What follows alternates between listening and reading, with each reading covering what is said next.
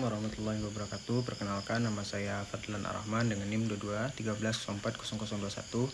Saya akan presentasikan materi yang berjudul Bisnis Syariah dan Kepemilikannya, yang mana merupakan materi dari mata kuliah saya, yaitu mata kuliah Etika Bisnis Syariah. Langsung saja saya menjelaskan dari presentasi ini. Struktur kepemilikan bisnis sangat penting dalam menentukan cara pengelolaan, pendanaan, serta pembagian risiko dan tanggung jawab. Terdapat 3 bentuk utama kepemilikan bisnis. Yang pertama itu kepemilikan individu.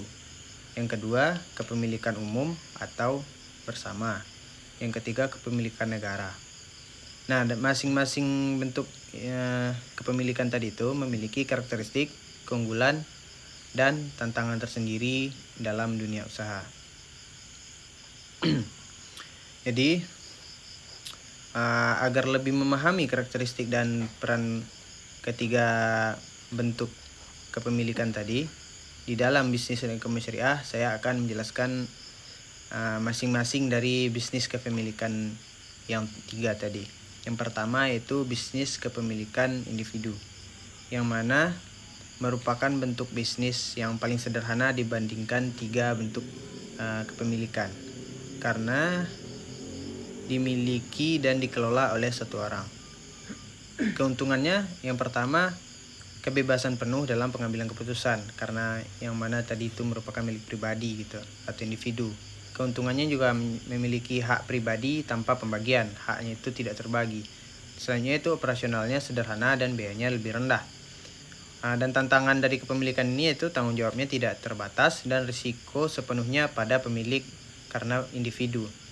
Selanjutnya juga keterbatasan modal dan perlunya keahlian dalam pengelolaan, serta tantangannya juga di dalam Islam kepemilikan individu sendiri itu adalah amanah dari yang harus dikelola sesuai dengan syariat dan menghindari hal-hal yang tidak diperbolehkan seperti riba dan ketidakadilan sosial. Berdasarkan prinsip Islam juga menyeimbangkan hak individu dengan tanggung jawab sosial dan mendorong distribusi atau pembagian kekayaan yang adil melalui infak dan zakat. Mungkin itu tantangan dari bisnis kepemilikan individu atau pribadi.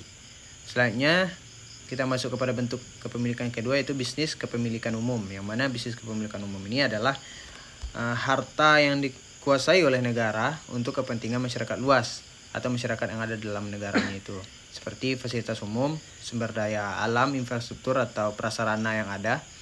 Dan di dalam Islam juga semua harta itu adalah milik Allah dan manusia hanya mengelola dengan izinnya. Maka negara tadi itu bertanggung jawab mengelola dan mendistribusikan kekayaan ini secara adil agar manfaatnya dirasakan oleh seluruh masyarakat, sebagaimana di dalam agama Islam itu manusia itu hanya sebagai pengelola. Selanjutnya itu prinsip dari etika bisnis kepemilikan umum ini. Yang pertama itu keadilan dalam penggunaan sumber daya.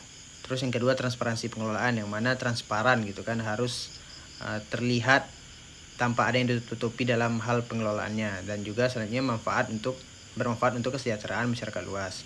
Contohnya pengelolaan hutan, tambang, jalan, jembatan, dan fasilitas kesehatan yang disediakan oleh pemerintah atau negara. Yang terakhir yaitu bentuk kepemilikan bisnisnya, yaitu bisnis kepemilikan negara, yang mana merupakan badan usaha milik negara atau BUMN lah, yang mana BUMN ini adalah perusahaan yang dimiliki oleh pemerintah untuk menyediakan layanan publik atau umum dan infrastruktur seperti prasarana atau listrik lah, contohnya air dan telekomunikasi. BUMN itu sendiri itu memiliki keunggulan akses pendanaan dan pengawasan, namun sering menghadapi tantangan dalam kinerja dan efisiensi dalam melakukan proses kerjanya. Privatisasi BUMN dilakukan supaya pengelolaannya lebih jelas, bertanggung jawab, dan bisa bersaing lebih baik. Namun tetap harus diawasi supaya negara tidak kehilangan kendali atas sektor penting. BUMN sangat penting untuk menjaga keseimbangan ekonomi dan memenuhi kebutuhan masyarakat secara adil. Dan untuk kesimpulan dari sedikit kesimpulan yang bisa saya rangkum lagi dari penyampaian materi saya tadi itu. Sebagaimana di dalam Islam, kepemilikan bisnis harus seimbang antara hak pribadi dan tanggung jawab kepada masyarakat. Dan untuk kepemilikan individu, dia itu memiliki, cukup kita pahami itu dia intinya itu memberikan kebebasan dan keuntungan langsung, tapi risikonya juga ditanggung sendiri oleh si pemilik. Untuk kepemilikan umum dan negara, dia itu bertugas mengelola sumber daya dan layanan untuk kepentingan semua orang dengan cara yang adil dan terbuka. Pengelolaannya itu harus yang baik dan pengelolaannya yang baik dari ketiga jenis kepemilikan ini sangat penting agar bisa membawa kesejahteraan dan kemakmuran bersama sesuai dengan prinsip Islam.